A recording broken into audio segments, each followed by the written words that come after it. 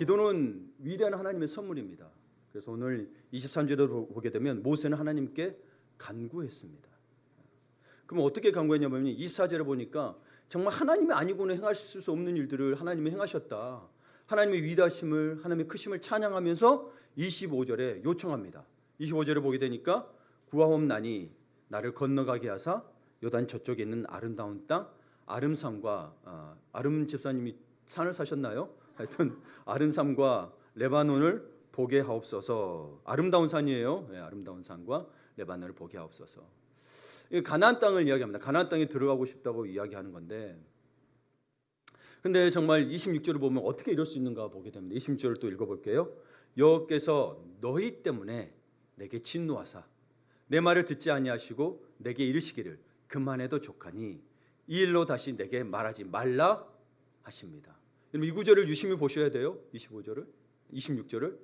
여기 보면 그의 기도가 응답받지 못할 뿐 아니라 여러분 위대한 선지자임에도 불구하고 위대한 지도자의 요청에도 불구하고 그도 기도 응답받지 못할 뿐 아니라 심지어 하나님께서 그만해도 족하니, 그리고 이 제목으로는 다시는 내게 말하지 말라고 하십니다. 예. 아니 바울은 요청했더니 뭐예요? 내 은혜가 내게 족하도다. 은혜롭게 말씀하셨잖아요. 여기서는 하나님 뭐래요? 내게 말하지 말라. 딱 잘라 이야기하세요. 예. 사실 가나안 땅에 못 돌아오는 첫 번째 이유는 사실 죄 때문에 못 돌아온 건 맞습니다. 근데 그것 때문만으로는 여러분 아니라는 걸 여러분 아셔야 됩니다. 많은 이들이 한 가지 이유로만 알고 있는데 그렇지는 않습니다. 그러나 여러분 어쨌거나 하나님이 거절하시니까 이 모세가 많이 힘들었나 봐요. 실망과 좌절이 아픔이 있었나 봐요. 그래서 모세는 실제로 이 일을 여러 차례 언급합니다. 신명기서에 있어서만 6번을 언급을 합니다. 1장에서 언급하고요, 4장, 지금 3장에서 언급하고요, 4장에서 언급하고 31장, 32장, 34장에 이 비슷한 내용들을 너희 반역으로 말미암아 나도 못 들어가 이 말을 계속 반복합니다. 많이 소문했던 것 같아요. 여러분 이 서운함을 좀 이해되죠? 그렇잖아요. 들어가고 싶은데 못 들어가. 그러면 여러분 이 서운함을 또 우리가 이유를 찾잖아요. 여러분이 보시기에 모세가 가나안 땅에 들어가지 못하는 것은 누구의 잘못 때문일까요? 네. 오늘 보게 되면 여러분 26절에 보게 되면 뭐라고 되냐면 여호와께서 너희 때문에 내게도 진노하사 되어 있습니다. 이 구절을 유추해 보면 모세는 백성들이 저지른 반역의 희생자였을까요? 네, 우리 한 구절을 더 볼게요. 민수기 20장을 좀 볼게요. 민수기 20장을 제가 읽어드립니다. 모세와 아론이 회중을 그 반석 앞에 모으고 모세가 그들에게 이르되 반역한 너희여. 실제로 백성들이 반역했습니다. 들으라, 우리가 너희를 위하여 이 반석에서 물을 내라 하고 모세가 그의 손을 들어 그의 지팡이로 반석을 2번 치니 물이 많이 솟아나오므로 회중과 그들의 짐승이 마시니라. 12절에 여호와께서 모세와 아론에게 이르시되 너희가 나를 믿지 아니하고 이스라엘 자손의 목전에서 내 거룩함을 나타내지 아니한 고로 너희는 위 회중을 내가 그들에게 준 땅으로 인도하여 드리지 못하리라 하시니라. 여러분 민수기를 보게 되면 백성의 반역도 있고 모세와 아론의 잘못도 있다라는 거죠. 그러면 여러분 오늘 26절에 보게 되면 모세가 백성의 탓으로 몰아가려고 하는 걸까요? 그건 아닙니다. 그건 아닙니다. 이 배경을 좀 알아야 되는 게 뭐냐면 신명기는 모세의 설교인데 곧 가나안 땅에 들어갈 시점이 있습니다. 이때는 누가 모였냐면 부모 다음 세대, 즉 광야 2세대들이 모여 있다는 사실, 이 모세의 설교를 듣고 있다는 겁니다. 그래서 이 부분에 대해서 제 이야기보다 성경학자인 크리스토퍼 라이트는 이 부분에서 이렇게 얘기합니다. 모세의 목적은 세 세대에게, 다음 세대 광야 2세대를 말하는 거예요. 세 세대에게 부모 세대처럼 실패하지 말라고 촉구하는 것이었다. 그러니까 부모님이 많은 분들이 그런 이야기를 합니다. 내가 그렇게 못 살았기 때문에 아이들에게 이야기 못 한다고. 아니, 아이들이 그러지 않도록 이야기해야 된다는 거죠. 모세는 그 이야기를 하고 있는 거예요. 너희는 부모처럼 살지 마라고 이야기하고 있는 겁니다. 이게 가르쳐야 된다는 거예요. 반면교사로서. 그렇죠? 자녀들은 잘 돼야 될 거 아닙니까? 그냥 내버려두면 똑같은 시행착오를 똑같이 겪는다라는 거죠. 계속 이야기할게요. 따라서 우리는 왜 모세가 자신의 배제를 말하면서 자신의 책임을 빼고 백성의 책임을 말하는지 이해할 수 있다라고 크리스토퍼 라이트는 이야기합니다. 그러니까 다음 세대에게 부모 세대의 잘못된 것을 담지 말라는 거죠. 모세도 사실은 부모 1세대에 속하는 거죠. 그렇죠? 다음 세대는 아니에요. 그러니까 그 입장에서 같이 대변해서 이야기할 수 있다라는 거죠. 이 부분은 그러니까 여러분 좀 납득이 되죠. 이들에게 그러지 말라는 것들, 부모처럼 살지 말라는 것들.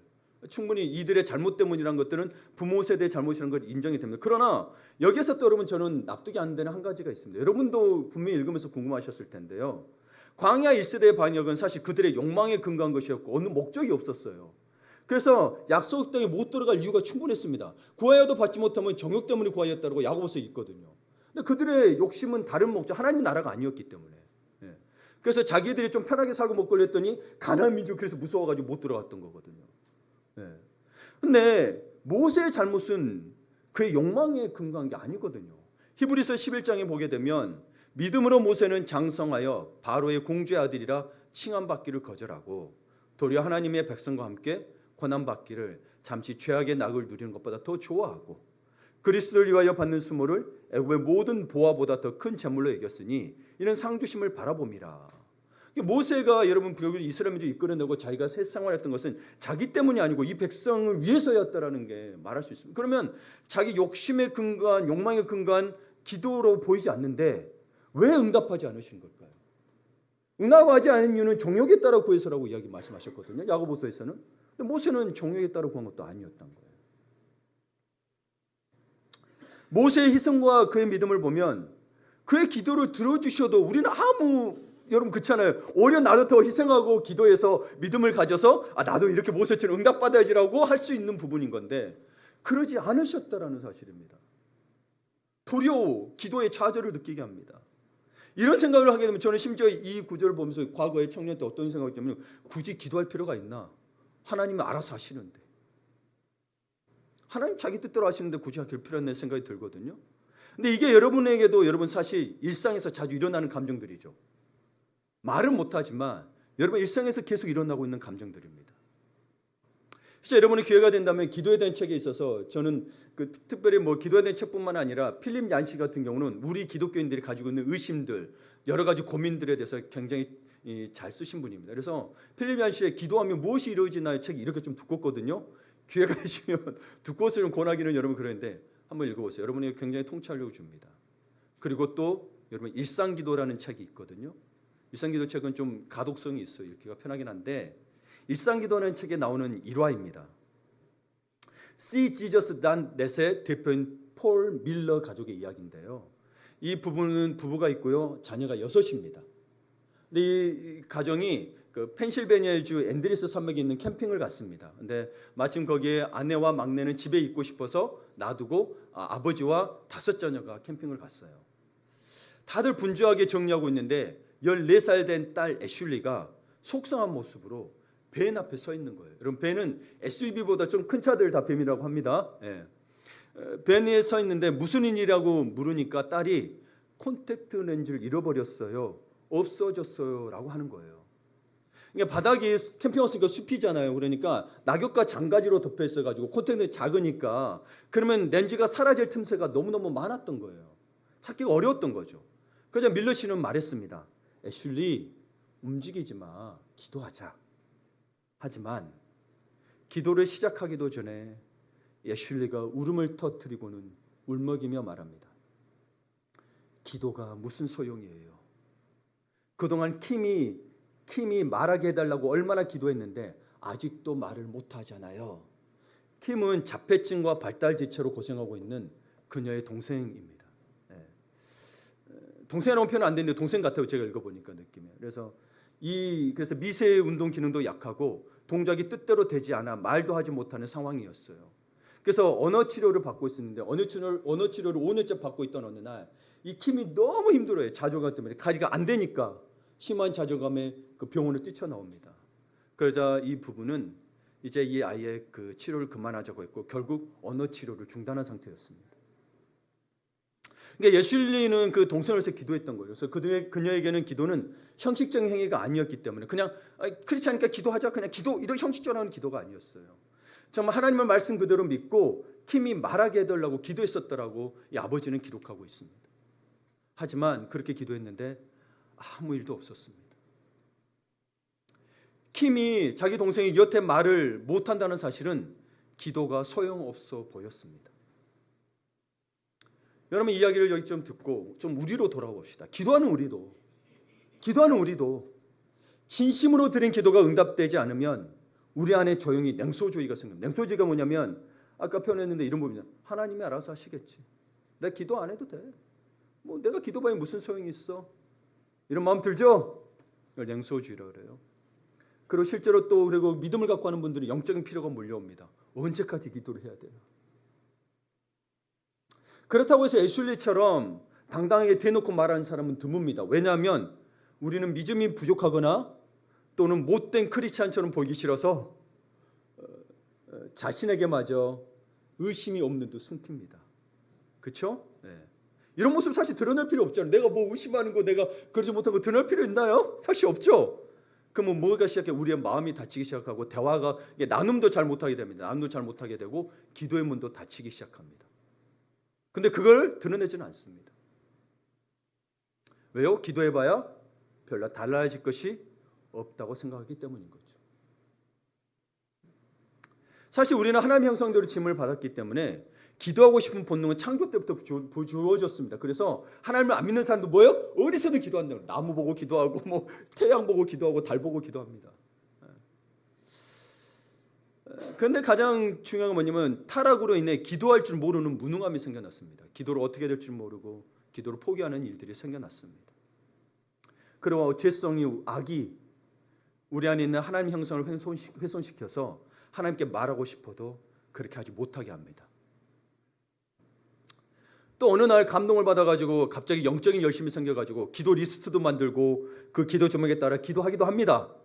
그러나 며칠 안 가서 길어봐야 몇 달 안 가서 곧 무던덤해지고 해도 좋고 안 해도 그만인 것 같아집니다. 응답이 안 되는 것 같아요. 기도 제목은 점점 많아지고 귀찮아지며 많은 제목들이 피부에 와닿지도 않고 기도가 허공에서 맴도는 게 느껴집니다. 특히 우리 교회도 금요일에 특별히 매주 금요일 저녁에 기도하고 있는데 나라와 민족을 위해서 기도한들 뭐 바뀝니까? 우리 동성애에 대해서 기도하고 있는데 안 바뀌는 것 같아요. 정치인들 기도하는데 안 바뀌는 것 같아요. 허공에서 맴도는 느낌을 받습니다. 심지어는 누군가 병이 났거나 문제가 해결되어도 기도에서 문제가 해결되고 병이 났어도 어차피 그렇게 될 일이 아니었을까 하는 의문이 드는 거죠. 뭐 기도해서 나서 기도 안 했어도 낫지 않았을까? 그러다가 자신의 스케줄이나 상황이 우선순위 되고 일상은 흘러가고 기도의 자리는 점점 뒷전이 되어갑니다. 그리고 여러분 개인만 기도하면 안 됩니다. 공동체 기도를 같이 해야 되는 이유는 뭐냐면 개인은 자기 생각과 자기 경험에 기도하기 때문에 사실 나중에 결론적인 부분이 나나 하나님의 뜻에 합당한 기도가 안 됩니다. 여러분 성경 전체의 역사를 보게 되면 기도는 반드시 하나님의 큰 그림 안에서 이루어진 걸 보게 됩니다. 그렇게 역사가 형성이 됐던 걸 알 수 있습니다. 개개인에 의한 것보다. 여하튼 여러분 이 기도의 자리가 점점 뒷전이 되어갑니다. 이쯤 되면 떠오르는 생각이 있습니다. 기도하지 않은 편이 차라리 더 편하고 쉽다. 실제로 저는 그랬습니다. 여러분 저는 여러분보다 다른 일들 전문적이지 못하고 더 여러분 똑똑하지 못할지는 몰라도 신앙과 삶에 대해서는 굉장히 많이 고민했던 사람입니다. 왜냐하면 삶의 이유를 찾아야 됐기 때문에. 다른 걸로는 제 삶의 이유를 못 찾았어요. 다른 건 만족이 안 되고 다 불공평해 보였고 뭐 금수저로 태어나면 뭐 일 안 해도 먹고 사는데 여러분 왜 하지 않는 편이 차라리 낫냐면 기도해도 응답이 없으니까. 기도 안 하면 안 했으니 응답 없는 거 당연한 거죠. 마음이 더 편하죠. 기도 안 한 편이 더 속이 편하다라는 거예요. 또 우리는 이 시대에 살면서 지성과 능력과 부를 중요시합니다. 보세요. 우리 보면 다 배우자들을 대체적으로 보면 특히 여성분들이 남성들이 남편 될 사람들이 지적으로 보이기를 굉장히 좋아합니다. 남자들이 좀 똑똑했으면 좋겠고 남편이. 그리고 자신도 공부하고 자신들이 못했던 공부들 자녀들은 대학원까지 다 보냅니다. 능력을 중요시합니다. 능력이 많으면 칭찬 정말 잘해주거든요. 잘했다. 못했다는 거 잘했다고 말하기도 그렇잖아요. 그리고 부를 중요시합니다. 여기에 기도가 들어갈 자리가 없습니다. 하나님이 들어갈 자리가 없습니다. 왜냐하면 무슨 말이냐 하나님 없이도 이걸로 먹고 살만하거든요. 그렇죠? 솔직한 말로 안 그렇습니까? 기도가 좋은 것이긴 해도 꼭 필요해 보이지 않는다라는 거예요. 기도가 영적인 호흡이라는데 필요해 보이지 않는다고. 좋긴 좋아. 기도 안 한 것보다 하는 게 낫죠. 근데 굳이 해야 되냐는 거예요. 왜냐하면 보세요. 기도로 하는 일을 돈으로도 할 수 있습니다. 예를 들어서 우리 교회 건물을 위해서 우리가 예전에 지하에 있었는데 하나님 좋은 곳으로 가게 해주십시오. 기도합니다. 근데 기도 안 해도 돈만 있으면 쑥 가겠죠. 우리 규모 있는 교회들 돈 많습니다. 그러니까 또 여기 지었는데 다른 더 큰 것도 짓습니다. 교육관도 짓고 뭐도 짓습니다. 기도 안 해도 돈만 있으면 하더라는 거예요. 어떤 때는요 돈이 더 빠릅니다. 시간도 덜 걸립니다. 기도보다. 기도 주구장창하고 있는 것보다 돈 있으면 문제 해결됩니다. 다 경험하셨잖아요. 다 경험하셨죠. 솔직히 말을 안 했어요. 믿음이 적어 보일까 봐 말을 안 해서 그렇지. 네, 대신 제가 해드릴게요. 네, 실제로 그랬잖아요. 저도 고민했던 부분. 그런데 여러분 이걸 알아야 됩니다. 자신과 자신의 재능을 믿으며 살아갈 때 우리는 하나님과 상관없는 독자적인 존재가 됩니다. 주일에 와서 예배는 드리지만 일상에서는 별개예요. 하나님과 전혀 별개예요. 신앙과 삶이 일치되지 않습니다. 이 사람은 독자적인 사람이에요. 하나님과 관계가 없습니다. 그러니까 여러분 우리가 가진 것, 지성 있고 능력 있고 부가 있다 보니 기도하라는 권면은 귀에 들어오지 않죠. 기도한 것보다 빨리 이루어지는데 그러니까 자꾸 효율성을 따져요. 자꾸 효율성을 따져요. 그래서 더 돈 벌려고 해요, 여러분. 그게 우리의 성공주의나 물질 만능주의가 들어와 있는 거거든요. 교회 안에도. 네. 주구장창 기도하고 있는데 누가 와서 한 사람이 몇십씩 헌게 보면 끝이야. 교회에 물질이 필요했는데. 물론 기도해서 이루어질 수는 있어요. 근데 기도하기 전에도 교회에 이미 그런 분들이 계시면 11조만 한 달에 1,000만 원씩 하는 분 계시면 교회 기도 안 해도 돼요. 그렇죠? 실제로 그렇잖아요. 그러니까 여러분 우리 부모 세대들 정말 먹기 살고 힘들었을 때 물질에 대한 기도했고 해서 채워졌더니 다음 세대들 물질이 풍성하니 기도 여러분처럼 안 하잖아요. 안 하잖아요. 기도가 필요 없다는 이야기 아니고 꼭 필요하냐는 의문점을 갖게 된 거죠. 근데 여러분 이것 때문이냐? 여러분 기도가 얼마나 이상한 일인지 생각해 보세요. 전화 통화를 할 때는 목소리 듣고 반응하지만 기도는 호공이 되게 말하는 거예요. 어제 제가 우리 새가족반 분들과 저녁 식사를 하고 있는데 마치 카톡으로 음성이 온 거예요. 근데 이분이 거기가 이제 제가 이제 와이파이를 꺼놨으면 그냥 제 데이터로 될 텐데 이게 와이파이가 잘 어설프되니까 통화가 안 된 거예요. 근데 하물며 사람이 걸었으니까 전화 온 거잖아요. 목소리 안 들리니까 저는 한 17초인가 20초 만에 끊었거든요. 나중에 이분 1분 30초 만에 끊었더라고요. 계속 찾았나 봐요. 근데 여러분 우리는 보이지 않는 분, 말소리가 들리지 않는 존재와 어떻게 말을 해요? 누가 보면 미쳤다고 하죠. 네. 어떤 때는 어떻게 용과 대화한다는 생각을 해보지 않은 사람들은 이야기를 합니다. 틀린 말이 아니에요. 여러분은 어쨌거나 믿음을 가져가지고 우리에도 믿음이 있잖아요. 그 기도 중에 하나님이 나에게 말씀하실 수 있다고 믿고 성령의 음성을 좀 믿고 기도하는데 그러면 내 생각과 하나님의 생각으로 어떻게 구분할 건가요? 네.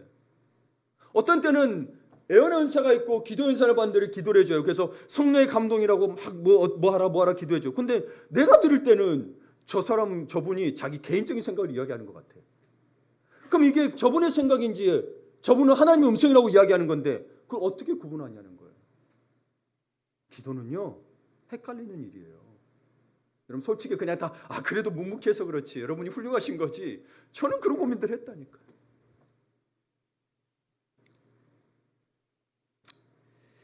또 우리 그렇잖아요. 성령이 말할 수 없는 탄식으로 중보해 주신다니까 성령님은 어떤 식으로 개입하신다는 사실에 막연하게나마 알고는 있지만 영이란 게 언제 어떻게 나타나며 심지어 그것이 무슨 의미인지 우리는 모릅니다. 여러분 우리가 그래서 성령의 충만함을 늘 오해했던 부분이 뭐냐면 와 하고 뜨겁게 일어난 걸로 성령 충만 오해한다는. 그러나 여러분 성령이 요한복음 3장인가요? 바람처럼 온대요. 예수님 이야기 어디서 시작되고 어디로 가는지 모른대요. 내게 왔다가 내게 갔는지 나는 그것조차도 몰라요. 내가 성령이 충만한지 아닌지도 모를 수 있다는 사실인 거예요.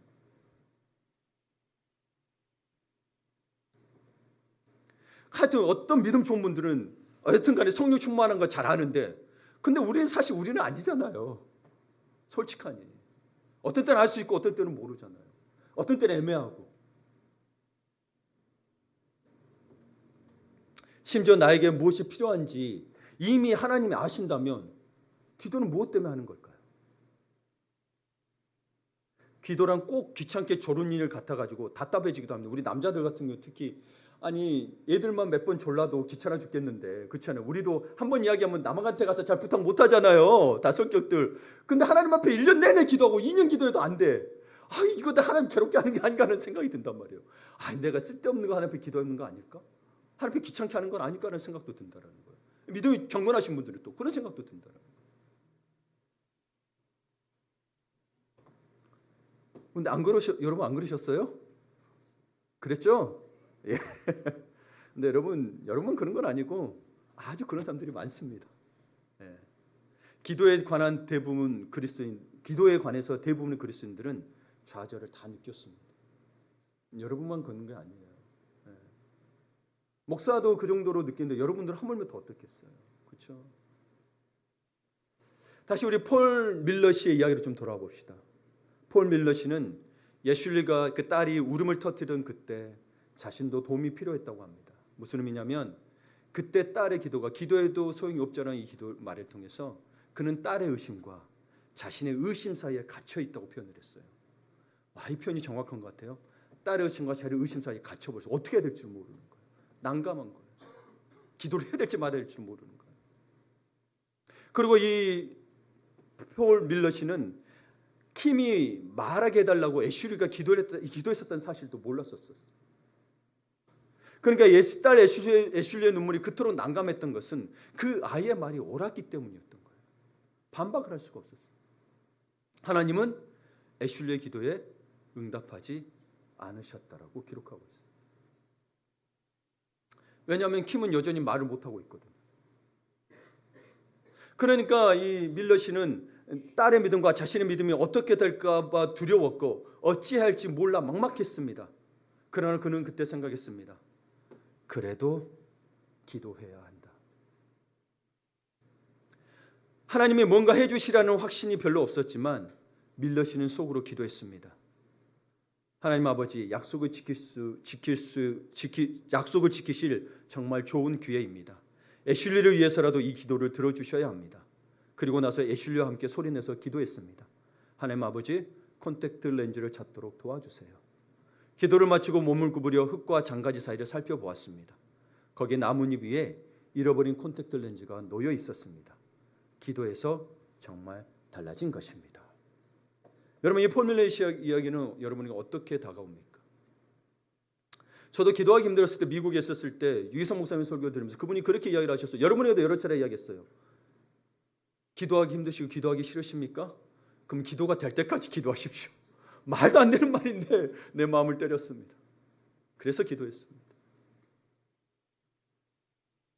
모든 것에 대해 시작과 끝을 아시고 모든 것이 하나님의 섭리와 뜻대로 세상의 역사는 진행된다면 굳이 우리는 기도할 필요가 있는가? 라는 이 고민을 저만 했던 건 아니었습니다. C.S. 루이스, 제가 정말 존경하는 분이신데 C.S. 루이스도 이런 문제를 제기했습니다. 근데 이분과 저의 차이는 저는 문제 제기만 하지 C.S. 루이스는 답도 가지고 있어요. 참 훌륭한 분이세요. 이분도 어떻게 문제 제기를 했냐면 주님이 흔히 얘기하는 것처럼 전지전능하시다면 무엇이 최선인지 모르실 일이 없지 않은가. 그리고 정말로 선한 분이라면 기도하든 말든 그 일을 행하시지 않겠는가. 그렇죠? 저는 여기서 그치는데 이분은 거기에 더 답을 답니다. 이분은 자기가 질문하고 자기가 이야기를 해요. 그렇다면 기도뿐 아니라 인간의 모든 행위에도 똑같은 논리를 적용할 수 있지 않겠느냐라는 거죠. 네. 하나님이 전능하시다면 우리에게도 우리 삶에 다 기도뿐만이 아니고 모든 것에도 똑같이 적용이 돼야 된다는 거예요. 그러니까 그러면서 이런 내용을 답니다. 왜 손을 씻는가? 선하신 하나님이 손을 깨끗하게 해주셔서 우리를 건강하기로 작정하셨다면 굳이 닦지 않아도 말끔해질 것 아니냐. 왜 손을 닦냐는 거예요. 왜 소금을 달라고 하냐는 거예요. 왜 소금을 달라고 하고 소금을 여러분 음식에 넣어서 먹느냐는 거예요. 하나님이 그러면 알아서 우리 건강 필요하면 소금 알아서 넣어주시고 때로는 몸이 안 좋으면 빼주시고 해야 될 거 아니냐는 거예요. 여러분 이거 생각해 보셔야 하는 게 뭐냐면 우리 창조주 하나님은 뭔가를 간단히 조작해서 음식을 먹지 않아도 초자연적인 현상이 일어나서 저절로 영양이 공급되며 공부하지 않아도 지식이 쌓이며 제일 좋죠. 공부할 지식이 쌓이며 우산이 뿅 하고 나타나서 비할 때 갑자기 비가 올 때 빗줄기를 막아주실 수 있게 하실 수 있습니다. 하지만 하나님은 그런 방식을 우리를 다스리는 쪽을 택하지 않으셨습니다. 하나님은 다른 방식으로 세상을 통치하는 방식을 택하셨다는 사실입니다. 그분은 전지전능하세요. 인간이라는 대리자를 세우고, 쉽게 보세요. 여러분 다 말씀으로 다 창조하셨잖아요. 인간도 말씀으로 창조할 수 있는데 그분이 선택하신 거죠. 진흙을 모아서 인간을 만드시고 생명을 불어넣어주시로 그분이 선택하신 거예요. 인간이라는 대리자를 세우고 그 선택을 존중하는 파트너십을 채택하신 겁니다. 우리의 아주 위에 있어서 너 이거 이대로 해, 그냥 그것만 다 따라서 하는 군주로서가 아니라 때로는 아버지처럼, 때로는 친구처럼, 때로는 종처럼 우리를 파트너십으로 채택하셨다는 사실입니다. 예. 이게 무슨 말이냐면, 한 예를 들겠습니다. 예수님은 제자들에게 모든 민족에게 가서 복음을 전하라고 하셨습니다. 그때부터 처절한 선교 역사가 시작됐어요. 핍박도 받고, 여러분 알죠? 사람 죽기도 했습니다. 순교자도 일어났습니다. 여러분 최초의 순교자가 스데반이요, 사도 중에 최초의 순교자는 야고보죠. 예, 믿음 때문에 죽었습니다. 일어났다기 시작했다는 거예요. 근데 여러분 생각해 보세요. 전능하신 하나님이라면 그 핍박을 어릴 때 그 사람 머리 위에 구름이 갑자기 와가지고, 야, 예수 그리스도를 믿어야 구원을 받는다라고 각종 언어로, 그렇죠? 사도행전 이전에 나타낸 각종 언어로 써놓으면 하나님의 의도하신 목표를 더 달성하기 쉽지 않았을까요? 여러분 그런 질문 안 넣으셨나요? 저 사람 하도 예수 안 믿으면 저 꿈에 나타나고 예수 하나님이 좀 이놈아 하고라도 좀 해주시지. 그럼 하나님의 뜻을 이루기가 더 쉽잖아요. 우리나라 사람 또 꿈에 약하잖아요, 그렇죠?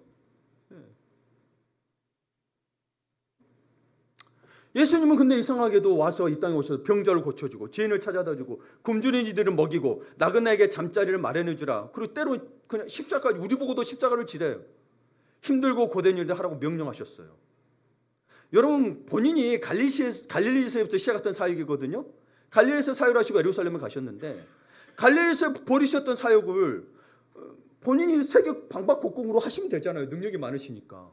근데 그러기보다 우리 손에 위임하셨다라는 거예요.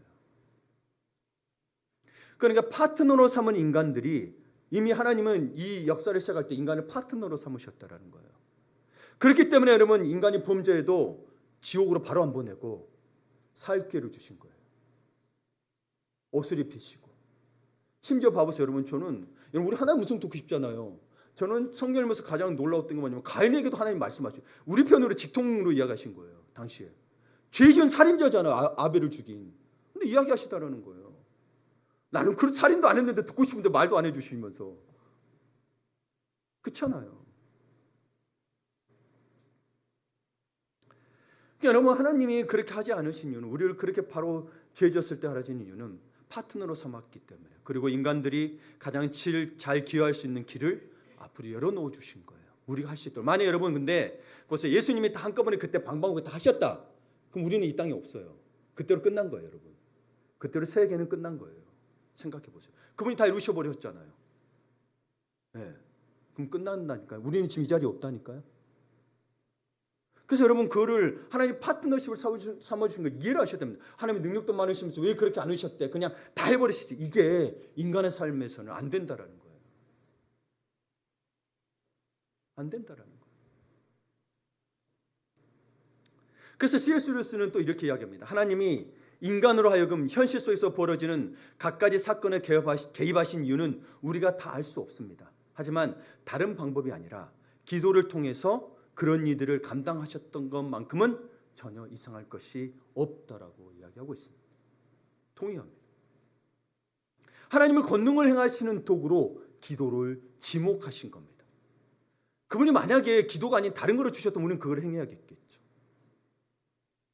자크 엘릴은 이런 말을 했습니다. 기도는 산산이 깨져 흩어진 창조 세계의 파편들을, 그러니까 우리가 이 산산이 깨졌다는 죄성으로 말미암아, 죄로 말미암아 이게 다 창조 세계들이 질서가 깨졌죠. 그래서 창조 세계 파편들을 다시 끌어모아 맞춰 나가는 일이다. 기도가 흩어진 창조 세계 파편들을 다시 모으는 일이라는 거예요. 그렇게 역사를 존재하게 하는 동력이 기도라고 이야기하고 있습니다. 와, 깊은 통찰이에요. 앤드류 머레이, 이 칼빈주의자거든요. 앤드류 머레이의 기도라는 책이 있습니다. 이분의 이것도 읽어봤었는데, 이분도 뭐라고 하냐면, 하나님은 다른 방법으로 행하지 않으실 일들을 기도를 통해서 행하신다라는 거예요. 여러분 구약도 읽어보면 구약의 굵직한 사건들은 하나같이 하나님의 백성들이 간절히 기도하며 부르짖은 뒤에 일어났습니다. 대표적으로 아브라함에게 약속하시고 아브라함도 요청했던 것들이 사실 또 430년 뒤에 이루어집니다. 우리는 다 우리 때 이루려고 한다는 거죠. 그래서 개인 기도의 약점이 거가 있어요. 자기 때 이루려고 하는데 그게 욕심이 일어나는 거죠. 하나님은 나만을 위한 하나님이 아니거든요. 다음 세대까지도 다음까지 다 있고. 그러니까 오늘 우리 찬양했잖아요. 주의 일하심 알 수도 없고 볼 수 없어도 He never stops. 멈추지 않는다는 거. 근데 멈추지 않는데 우리는 알 수도 없고 볼 수도 없다라는 거. 우리 자꾸 보려고 그래. 봐도 모른다니까요. 봤는데도 몰라. 홍해가 가려진 거 봤기 때문에 이야기하는 거지. 여러분 홍해가 가려질 거 상상이나 했겠어요? 우린 그런 거예요. 근데 하나님 역사를 자꾸 우리는 보기를 못 내요. 봐도 모른다니까요. 말해줘도 못 믿어. 홍해 갈라질 거예요. 누가 믿어요? 여러분 그 자리에 있다고 생각해 보세요. 누가 믿냐고요? 저 못 믿어요. 실제 저는 이야기했잖아요. 동년 마리아 탄생도 못 믿어서 방황했었다고. 안 믿어진 걸 어떻게 해요?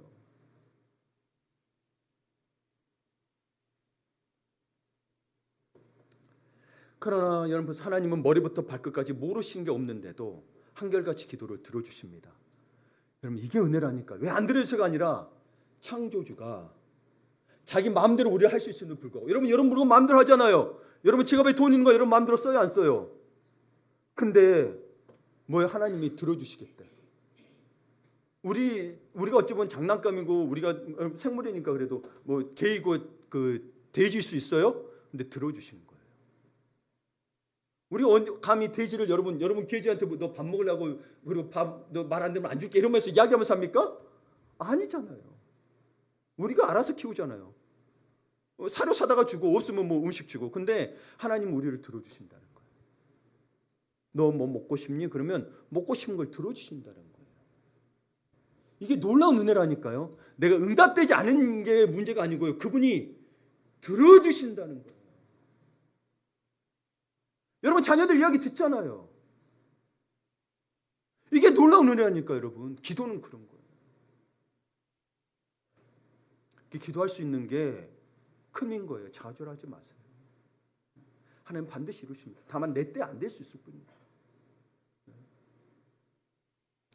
근데 이것 때문에 그냥 그러면 먼저 첫 번째로 사실 죄 때문에 못 들어온 게 맞아요. 근데 단순히 모세의 죄 때문은 아니고 백성의 반역들 때문만은 아니 모세가 못 들어간 거.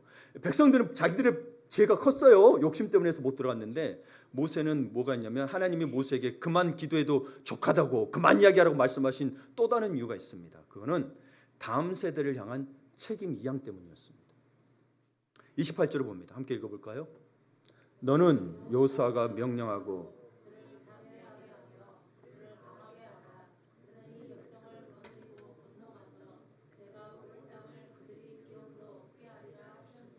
아멘. 하나님이 모세에게 이야기합니다. 하나님은 모세는 다음 세대에게 바통을 넘겨야 할 때가 되었다고 판단하셨고 이야기를 하십니다. 너는 여호수아가 명령하고 이게 그 백성들이 이제 너가 이끄는 백성들을 여호수아가 명령해서 이끌도록 하라라고 각오 담대하게 하라고 하고 요청하고 있는 겁니다. 그러니까 모세가 가나안 땅에 들어가서 다시 정복 정률을 치르는 게 아니라 그것은 모세의 후계자인 여호수아가 할 일이라는 거예요. 그 깊은 뜻을 몰랐습니다. 아무도. 모세의 책임은요. 여호수아가 그 사명을 다하도록 그를 담대하고 강한 지도자로 세우고 준비시키는 일이었던 거예요. 여기에 깊은 의미가 있는 거예요. 여호수아가 물론 믿음이 커서 40년 전에 들어갈 수도 있었으나 누가 알았겠어요. 여호수아가 지도자로 세워주기 위해서 하나님은 또 기다리셨던 거예요. 단순히 이스라엘이 광야 이스라엘만 들어간 게 아니라 이스라엘 민족을 이끌 다음 세대의 지도자도 주님이 준비하고 계셨다는 사실. 인간이라는 존재가 여러분 하나님이 주신 사명이 있지만 그 누구도 무한한 사명을 가지고 있지 못합니다. 죽음 앞에서 다 사명이 끝납니다. 그런 존재라면 다음 세대로 리더십을 이야기하는 것은 필연적인 삶의 과제입니다. 예. 근데 여러분 여호수아 입장에서 모든 정말 큰 족적을 남긴 지도자의 후계자가 된 것은 두려운 일입니다. 저도 여러분 목사이지만 이미 훌륭하신 목사님들이 계시기 때문에 그분의 분들은 뭐랄까요? 이 뒤를 못 쫓아가게 될까 봐 늘 두렵습니다. 여호수아의 마음이 이해가 돼요. 그래서 모세에게 요청하고 있는 게 뭐냐면 그를 강하고 담대한 지도자로 설 수 있도록 도와야 된다는 거예요. 사실 여호수아서만 보게 되면 여호수아가 스스로 강하고 담대해야 돼요. 백성들도 여호수아에게 이야기합니다. 강하고 담대하십시오. 3번 나와요. 하나님이 또 이야기하고. 근데 이미 뭐라고 하냐면 모세에게 요청하고 있다는 거예요. 하나님은. 28절 다시 보면 너는 여호수아가 명령하고 그를 담대하게 하며 그를 강하게 하라고 요청하고 있다는 거예요. 그럼 어른 세대를 뭐 내야 되냐면 내가 나이 먹었으니까 뒤로 빠지는 게 아니라 다음 세대가 강하고 담대할 수 있도록 리더십을 이양하고 세워야 된다는 사실입니다. 그럼 어떻게 할 거냐는 거예요. 그래서 실제로 여러분 모세가 죽고 리더십이 여호수아에게 이양됐을 때 하나님이 여호수아에게 여호수아 1장 6절 너무나 유명하죠. 같이 읽어볼까요? 강하고 담대하라. 너는 내가 그들의 조상에게 맹세하여 그들에게 주리라 한 땅을 이 백성에게 차지하게 하리라. 아멘. 그래서 이양되게 만든 거예요. 하나님이.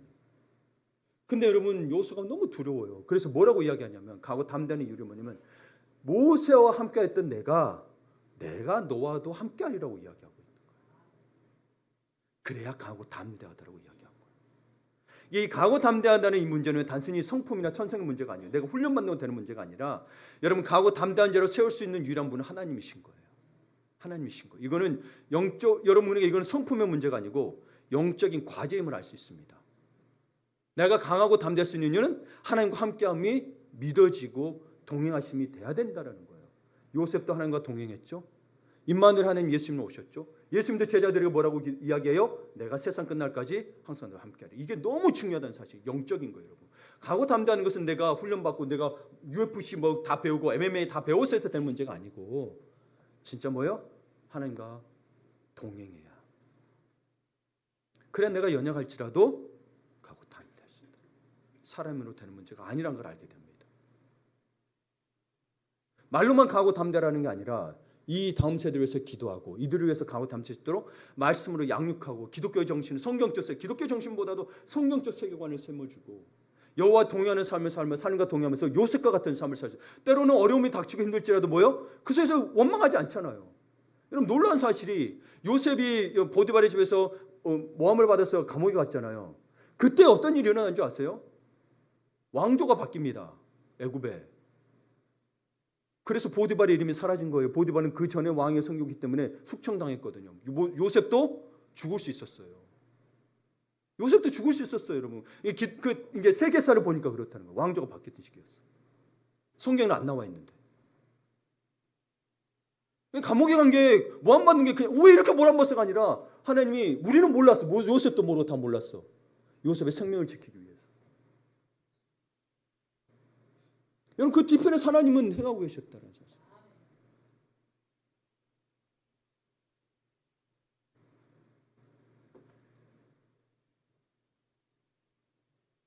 그러니까 여러분 리더십 이양에서 가장 중요한 것은 우리의 다음 세대가 하나님과 함께하는 삶을 살도록 훈련하고 격려하는 일인 거예요.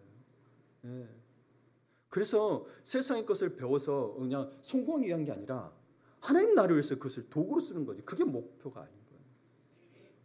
그러니까 세상에 사람들이 할 만한 여러분은 얼마나 하나님이 주신 능력이 있겠어요. 그러니까 세상 사람이 어렵다는 거 다 할 수 있다니까요. 믿음을 가지고 최선을 다하면. 네. 근데 자꾸 두려워해. 원래 똑똑하지 않았고 내가 가방끈이 짧고. 그건 그런 거 하나님이 인도하시면 가능하다니까요. 여호수아는 무슨 능력이 있어서 지도자가 됐겠습니까? 제가 무슨 능력이 있어서 담임 목사가 됐겠어요? 불가능한 일들이라니까요. 하나님이 동행하지 않으시면. 다 능력 때문에 이거 목사님이 공부했기 때문에. 아니요 목사도 신학 된다고 다 공부하고 했어도 목사 못된 사람들 꽤 많습니다. 네. 말씀을 마무리 짓습니다. 데이비드 리빙스턴 여러분 너무나 많이 들어봤죠? 1840년 27세의 나이로 아프리카 의료 선교사로 고향을 떠나 일생을 바친 스코틀랜드 사람입니다. 영국 사람이 아니고 스코틀랜드 물론 영국에 속했긴 하지만 스코틀랜드 사람입니다. 그는 그렇게 떠나기 전에 늘 이렇게 기도했습니다. 어디든 보내주십시오. 그러나 주님만 함께 해 주십시오. 우리는 늘 미래를 알기 원하죠. 네. 뭔 일이 일어날지 알기 원해요. 근데 이분은 그렇게 안 했어요. 주님만 함께 해 주십시오. 그리고 주님의 음성을 듣습니다. 마태복음 28장에 있는 말씀이죠. 내가 세상 끝날까지 너희와 항상 함께 있으리라. 이게 영성이라고요. 이게 강하고 담대할 수 있는 길이라. 영성을 제발 다른 데서 구하지 말고 사람 고치고 뭐하고 그것도 영성일 수 있습니다. 근데 은사인데 진짜 영성은 하나님과 함께함으로 살아가는. 요셉이 여러분 병 고쳤다는 사람이 있습니까? 요셉이 죽은 자 일으켰다는 이야기 있습니까? 맨 고난만 당했지. 마지막에 총리 됐지만 요셉이 뭐가 있었냐고요. 총리가 돼서 뭐 한 거예요? 그 꿈을 해석하고 그대로 믿고 했던 거죠. 이게 자꾸 영성을 다른 식으로만 보지 마세요. 하나님과 함께 동행함이 영성인 거예요.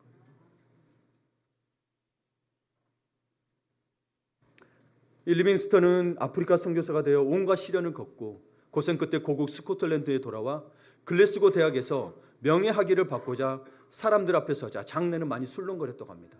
사실 젊을 때는 굉장히 멋있는 사람이었어요. 근데 그는 더 이상 키가 큰 미남도 아니었고 얼굴에 주름살이 깊이 패였고 너무나 초췌하고 늙고 힘없어 보이는 사람이었습니다. 그런데 그는 잠시 후 이렇게 이야기합니다. 다시 아프리카로 돌아가야 한다고. 거기에 사명의 땅이기 때문이라고 이야기합니다. 그리고 그는 말했습니다. 사람들이 염려할 거 아니에요. 나이도 있고 그리고 고생하다 왔잖아요. 염려해요. 그러면서 그러자 그가 이야기한 게 뭐냐면 저를 걱정하지 마세요. 사자의 공격을 받을 때도 토속병으로 고열과 싸울 때도 원시름에서 길을 잃었을 때에도 사람들에게 배신을 당하고 다시 일을 해야 했을 때에도 한 가지 그분은 나와 함께 계셨습니다. 그것으로 족합니다.